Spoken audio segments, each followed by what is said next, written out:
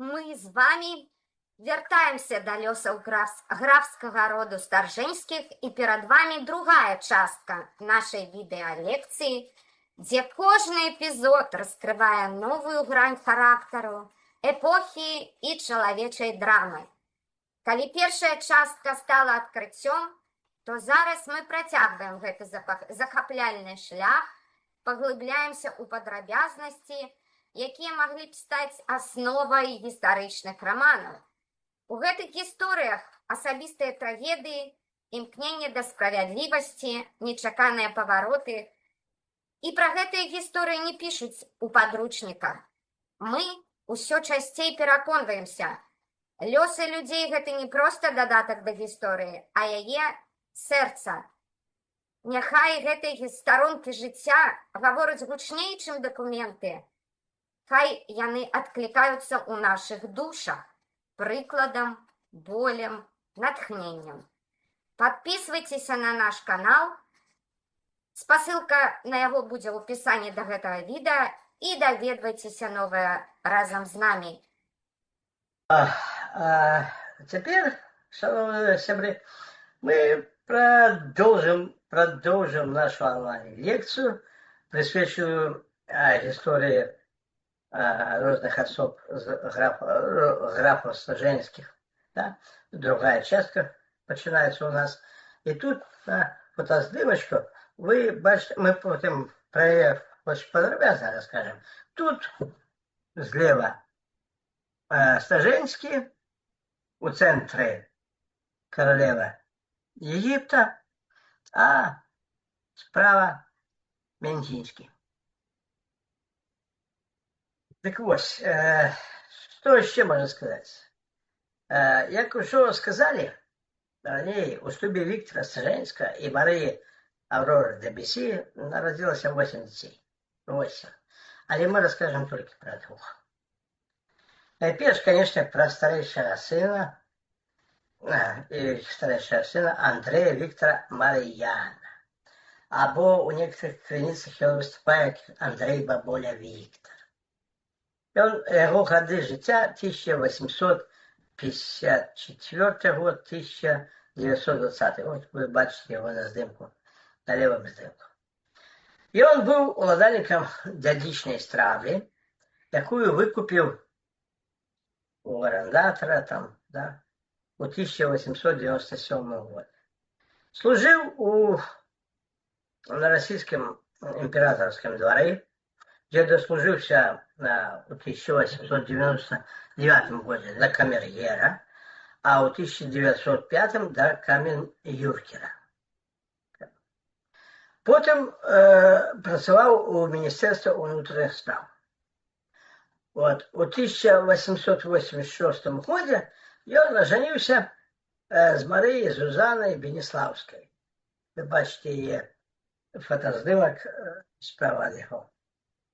Это была уладальницей Комаровщины. Да, Комарова.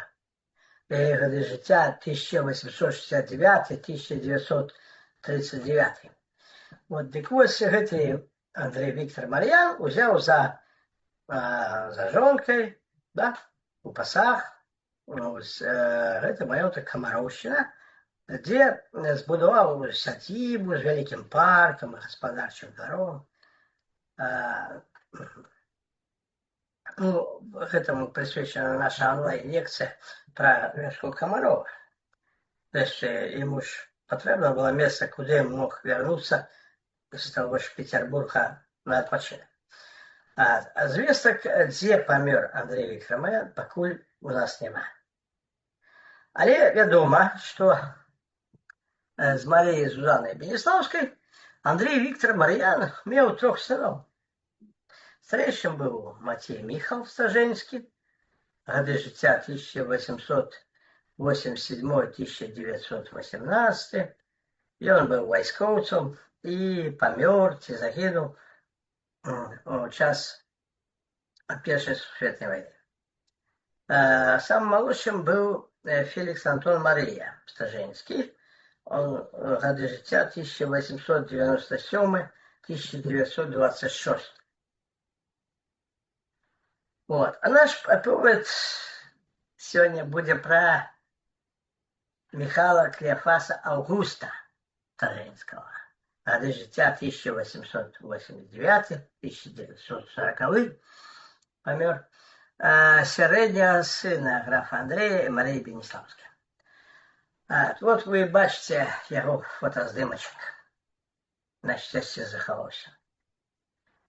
Слева. Мы тут, конечно, скористаемся, значит, меры звестками за інтернет-ресурсів, які викладені, відшукалися, викладені аматорською онлайн-групою Дукля. Але тут мусимо ще значити, що до підтвердження гэтай інфармації незалежними документальними крыніцамі, там, сур'ёзных навуковых працах, звесткі іх не варта лічыць бяспрэчнымі, несумненнымі. Дык вось, Михаил Клеофас Август вырас у Дукле, дзе Старжэнскія пражывалі ў сваіх сваякоў графаў Мінцінскіх. Добрыя стасункі з сям'ёй другой жонкі, а у графа Альбароса было... Ой, сколько этих жен. Добрые стосунки с семьей другой жонки, князя де Альбароса Адама Мінцінського, привели до знайомства нашего героя Михаила Клеофаса Августа с ее племенницей Валерією Катериной Яблецкой. Ее годы життя 1904-1944. Ось Михаил Клеофас Август и Валерия оженились в 1925 году и поселились в Варшаве. А в 1926 году у них народился сын Виктор Францішек Андрей. На жаль, у нас нема ніякого фото Валерії, хоча вона так само була вибитою особою. Але у нас є фото Варшавы на улице Маршалковской в Варшаве, аккурат 1928 года, когда они там мелися проживать. Сам Михаил Клеофас Август до Першої сусветної війни працював економістом, агрономом, а після відновлення незалежності Польщі був залічений у склад войска польского. И нават удзельничал в войне Польши с Россией. Это так званая война 1919-1920 годов. У 1920 году он отрымал ранг майора. Война скончилась Рижской домовой, про якую мы все ведаем. Это я уже тут не буду спыняться. А сам Михаил Клеофас Август был военным атташе при польском посольстве в Брюсселе. Это в 1920-24 годах. В 1925 он скончил высшую войсковую школу в Варшаве, отрымал диплом офицера генерального штаба. С 1934 года лечился у резерве и был записан у реестре офицерских кадров на выпадок можливой войны. И когда началась война, он мог быть призван на службу, а в любом выпадку в 1939 году, после интервенции Червоной армии в Польшу, осенью 1939 года, и он разом с іншими польскими военными полонами был интернирован вглубь России. Принамсі меры у Катыни, известно, что у Катыни, магчыма, у красавіку 1940 года его расстреляли. Ну, тут ми бачимо на правому здимку, як червоноармійці конвоїрують польських воєннополонених. От ніжей бачимо сучасний центральний вход на польські могилки в Катині. А тут мы бачим такую мемориальную табличку, где значится Стажинский август, ім'я батьки, ім'я матки, год уродження, місце казни. Катинь.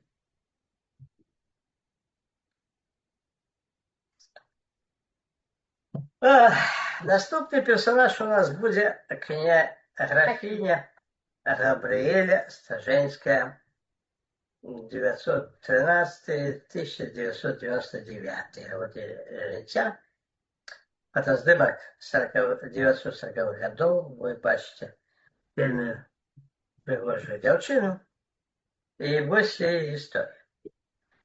Молодшим братом Андрея Мар'яна Віктора Стаженського, про якого ми тільки що розповіли, був Адам Гжегош. От, його годи життя 1872-1925. Його жінкою стала графиня Адаміна Наталя Часновська, годи життя 1882-1976. Сім'я жила у маєтку Бачаніця, там, на Україні. І у них було 3 дочки. Эльжбета народилася в 1910-м, Аврора 1911 года народження і Габріеля 1913 года народження. Після Першої Сусвітньої війни сім'я переїхала у Дуклю, ну, де у дитинстві рос Адам Гжегош. Тут праз недовгий час помер господар Дуклі, князь Адам Дельбароса Ментінський. А потім помер і сам граф Адам Гжегош Стаженський. Это здарилося в 1925 году. Ну і ходили чутки. Нібито до їх смерті був дотичний сам Юзеф Пілсудський, який таким чином позбавлявся від своїх неприятелів. Хоча, напевно, це були просто чутки. Ну, у будь-якому випадку Адаміна з 3 дочками зосталася одна. Ось. І каб неяк пристроїть своїх дітей, ось, шукала можливості. От, принаймні, Габріеля, там, поміншальне таке ласкове Габі, або Габенька, скончила приватну школу для дівчинок у Дуклі. Вельми вона любила театр і музику. А паколькі баці і сім'я не бачила нічого ганебного у тим, каб дочка стала актрисой, тому у Габріеля брала уроки акторського майстерства і музики у Львові. Сыграла она вот у нескольких пьесах и в одном кинофильме, який, жаль, не заховався.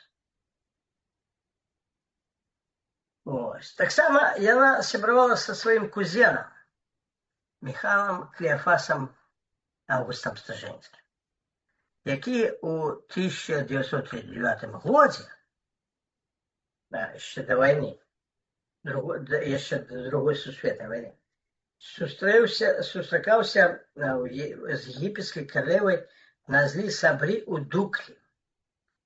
Ось тая то есть тема, что маем на титуле, аккурат и представляя нам, да, ось злева Стаженский, а посередине королева Египта. Ось, то есть она была с визитом в Польше, и они познакомились. Ось, и королеву, египетскую королеву звали на злі сябри, і, певно, тоді ж і Габріеля познайомилася з Назлі, ну, по нашому міркуванню. Але з початком Другої Світової війни лёс Габріеля різко змінився. Адаміна разом з дочками была інтэрнавана ў глыб России. Пасля нападу Германии на СССР осенью 1941 года Москва заключила с лондонским эмигрантским польским урадом, да, пагадненне, што былыя польскія бежанцы і інтэрнаваныя вайскоўцы, якія знаходзіліся на тэрыторыі СССР, могуць вольна выехаць у Іран, дзе генерал Андерс меўся камплектаваць асобную польскую дывізію. У цэлым у Іран пераправіліся каля 70 000 былых жаўнераў войска польскага і не менш 40 000 цывільных асоб, якія былі інтэрнаваныя ў СССР. З пачатку зімы 1942 года у Іране будаваліся абозы для размяшчэння палякаў, і падобна, што летам того ж 1942 года Габрыэля Стажэнская, одной з першых хваляў бежанцаў, прыбыла у Іран. А на фотаздымку мы бачым на злі Сабры, вось тую, што прыязджала з візітам у Польшчу. Она была королевой Египта и Судана у 1919 и 1936 годах, и она была другой жонкой короля Фуада I. У Иране Габриэля добилась аудиенции у шаха Ирана Мохаммада Реза Пахлави. Бо за яе попросила, пахаданнічала першая жонка шаха египетская принцесса Фаузия бинт Фуад. Вось мы ее бачим на левом здымку. Это першая жонка Ирана и аккурат шаха Ирана, да, и аккурат дочка той самой Назли Сабри, якая приезжала у Дука. Вот. Сябры да. Габрыэля попросила шаха об финансовой потребности польских беженцев. Ну, это так мовят историки. А в целом, конечно, она рассказывала своим иранским сябрам об славной истории польского народа и его борьбе за свободу. И дзеянні, рассказы мелі розгалас. Хадзілі чуткі, нібыта шах закахаўся у прыгожую польку. І нават хацеў узяць яе ў жонкі. Хаця, на нашу думку, гэта быў бы мезальянс. Зараз покажем яшчэ раз яе партрэт. Да. Ось яна, якая Ось, прыгожая. да, партрэт 940-х гадоў. Якраз там у Іране. Приблизно того часу. И 913 года, разумеется. Але Фаузія таксама вельмі Да. прыгожа. Да. И Фаузия, конечно, так само королева. Да. Вот. Але, на нашу думку, шах не был готовый до такого шлюба. По разным причинам. Але сапраўдна, тим часом сапраўдна каханне да Габрыэля выказаў дарацца шаха перакладчык Голым Хусайн Эптехаджа.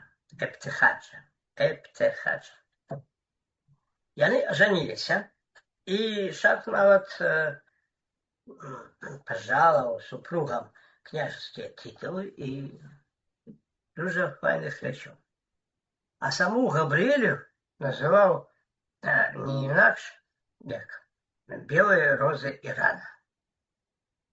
Пасля смерці мужа і пачатку ісламскай рэвалюцыі Габрыэля эмігравала ў Іспанію. У 1980-х годах, яна в конце 1980-х годов, яна наведывала Польшу, але з уладамі склаліся ў яе стасункі, И в конце 90-х годов она померла у Террамалиносе. Это невеликое местечко у Андалузии, Испания. Вот. Ну, а тут побачим поузже бен Фуад, дочку, и Мухаммада Забахлави, шаха Ирана. Тут у нас такое галерея здимків, які нам представляють існування біженців у Ірані. Аккурат вот 42-й, 43-й год. Там были и войсковцы, и были цивильные, и были дети. И, конечно, это было у них Тяжко життя. тяжкая, але вельми цікава історія. Треба щиро подякувати Михайлу Нестеровичу, так само його соавтору і нашому волонтеру Анатолію С. за пошук цікавих матеріалів і фотоздимків по історії шляхетського роду графів Стражинських. Запрошуємо усіх аматорів історії Білорусі долучитися до нашої команди, щоб разом відкривати, заховувати, реалізувати нашу спадщину. Дякуємо за увагу. До нових зустрічей.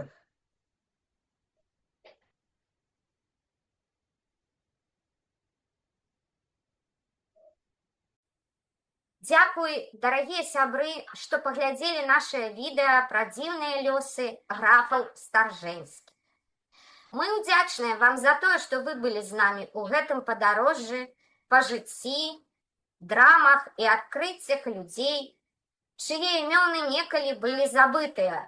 Лёсы людзей – гэта як галасы эпохі, якія гучаць скрозь стагоддзі.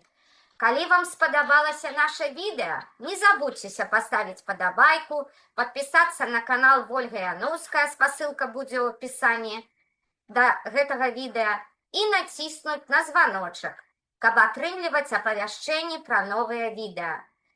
Напішыце ў каментарах, што вас асабліва зацікавіла.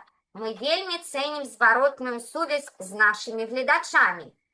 Мы абяцаем вам працягваць шукаць, адчыняць новыя дзверы ў мір гісторыі і дзяліцца з вамі багаццем нашай спадчыны. Да новых сустрэч!